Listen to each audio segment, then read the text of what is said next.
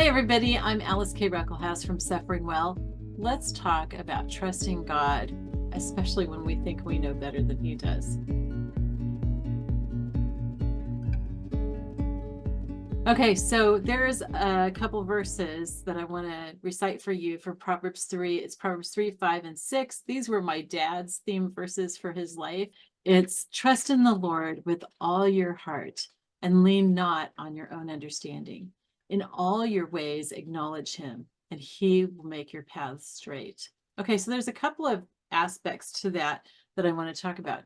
First of all, trust in the Lord with all your heart. Really, the only way that you can come to trust somebody is by knowing them. And so the first step in trusting God and being able to have more faith and being able to suffer well, the first step is getting to know God.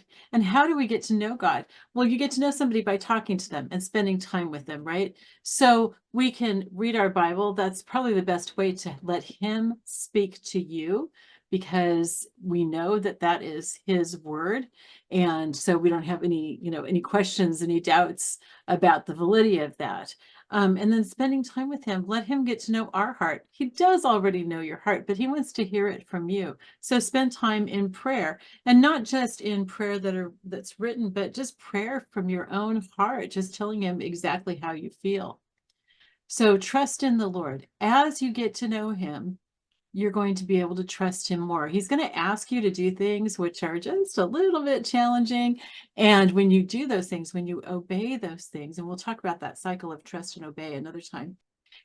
As you obey those things and you do what He's leading you to do, then you see the results. And so you trust Him more, especially when you do something that goes kind of against what you think is best, but you know that God's telling you to do it. So how do you know if God's telling you to do something? Well, first of all, start out with things that you know from God's word and that the church tells us that we need to do. So those things, the church has the authority given her by Jesus to tell us things that will guide us in a godly life. So doing those things, obeying the things that you read in God's word, that's really the first step to obeying Him and trusting Him. If you're not doing those things, then why would He give you something harder to do, right? You're not showing that you trust what you know for sure is from Him. So try to, as you're reading God's word each day, which I hope you are, ask Him to show you something that He wants you to do. And as you're reading, something will stir in your heart and you'll know, okay, this is something that I need to do. Maybe it's something I need to correct in my life. Maybe it's something that I'm not doing that I should. Maybe it's something I never thought of doing, but now here He is bringing it out. And especially if it's something that you think, I don't like that. That doesn't sound good to me, or I think that's going to backfire, or that's going to hurt me. Trust Him and do it. Trust in the Lord with all your heart. So the next part goes right along with that. It says, lean not on your own understanding. In other words, don't have your own understanding supporting you. Have God's understanding supporting you. Now, who do you think understands things better, you or God? I mean, it's true about anything, right? God understands better. He knows what's best. And so you can trust Him because He does know what's best. But that's hard for us sometimes. We think, oh, my situation's different, or God doesn't understand that. Even Jesus doesn't understand that because He was perfect. But let me read you something.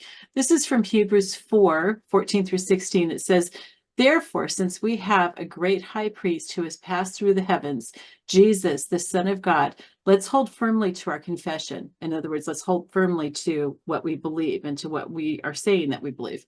For we do not have a high priest who cannot sympathize with our weaknesses. Okay, it just said that Jesus was our high priest. So we don't have someone who can't sympathize with our weaknesses. Jesus can sympathize with our weaknesses, but one who has been tempted in all things just as we are, yet without sin. He's experienced all that, you guys. So He understands, and he knows where we're coming from, and He knows what's best for us. Therefore, let's approach the throne of grace with confidence so that we may receive mercy and find grace for help at the time of our need. What's the time of our need? It's when we're suffering, or it's, when we're in need of something. That's suffering. That's almost the definition of suffering. So we're looking for mercy and grace at those times, and we can come to the throne with confidence because we know that Jesus understands what we're going through. Okay, so if he understands what we're going through, and he's all wise, as we know God is, then we can trust what he's saying to do, even if it doesn't make sense to us. And that really is the key. Lean not on your own understanding. Okay, now the second part of that verse 6, is in all your ways acknowledge him, and he will make your path straight. So don't hide the fact that you're a follower of Christ. Acknowledge him. Let people know that he's the one who's working in your life, that he's the one who you're following, and he's going to make your paths straight. Doesn't mean that they're going to be easy. It's like John the Baptist, he prepared the way for the Lord. Yeah, Jesus' way wasn't all that easy, was it? But John prepared it by preparing people's hearts. And so when God makes our way straight, that doesn't necessarily mean that it's going to be easy either. So don't look for that as a proof that you're following God. In fact, a lot of times it's just the opposite. When you're following God, it's really hard. And that's because he wants to teach you to trust him. And as you trust him more and you obey him more, then you're going to have more faith. And then he's going to give you something harder to do. And you're going to do that. You're going to obey it. And even though it doesn't make sense, and you'll see how it works out, and you'll trust him more. So you'll just trust him and trust him and trust him and trust him. And I would love to hear some examples from your life of how God has done this for you. So if you'd like to put those down in the comments, that would be awesome. It would really help to inspire other people by hearing your examples. And I'll share some of my own examples another time, but right now I really want to focus on you guys and have you share your examples. All right, I love you all. I will see you later. Bye-bye.